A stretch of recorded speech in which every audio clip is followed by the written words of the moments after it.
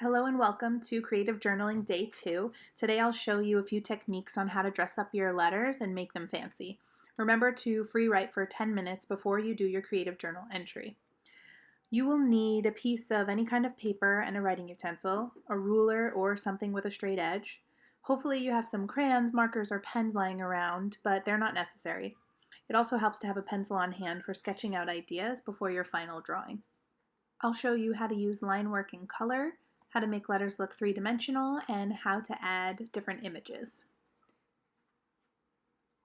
So after you did your free writing, you should pick a word or phrase from your writing to illustrate. I'm just going to tell it how it is.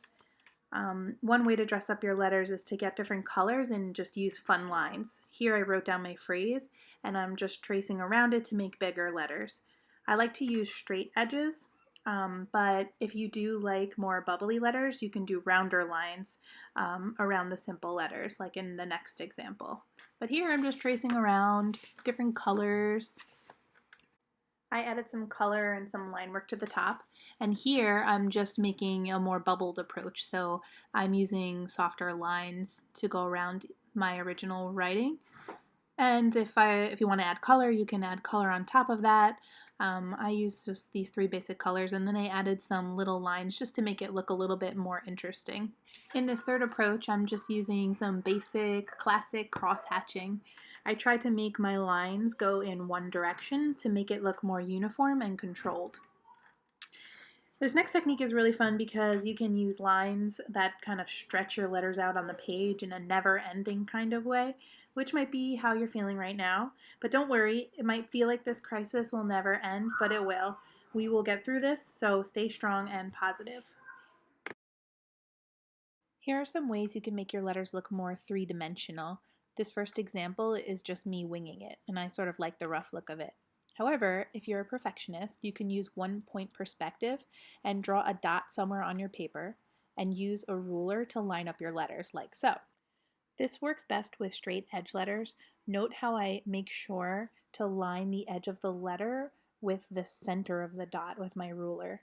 Then I move the ruler over to the next letter edge and make sure that things are lined up before drawing that line that connects to that dot. Then you can play with color and make it even fancier. If you want to add more words, you can use that same dot and line things up just below that first word.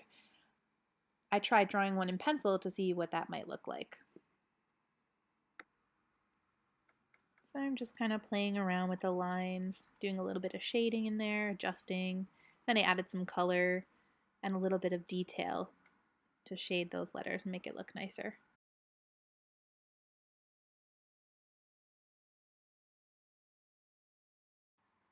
This is a more comic style of dressing up your letters.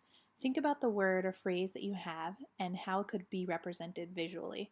For example, if you're saying you're tired, think of things associated with tiredness, like sleep. See, my letters are sleeping, they're so cute. When I think visually, I take my phrase that I want to illustrate and try to put a picture to it. Something that came up in my journaling was the need for me to constantly be checking headlines, and that was way too stressful. So I tried to think of ways to show, to remind myself that I shouldn't check headlines. So right now, I'm just going to do a couple of mini drawings just to sketch out some ideas I have. This is called thumbnailing, and it sort of saves time later. That way you do tiny drawings instead of one big drawing that you might not like. So I just draw a couple of different styles here. And then when I have the one that I like the best, then that's the one I'm going to go for. So I'm just playing around with the newspaper, and then I thought, well, I mostly read the news on my phone, which I should hide from myself. And then I thought about how I've been snacking a little too much, and I saw my dwindling supply of Reese's.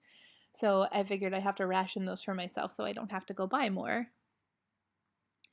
I tend to be sticking to the headlines thing. That's the thing that's helping me the most right now. Just trying not to read too many headlines. Try to look at reliable sources and maybe some more positive news sources.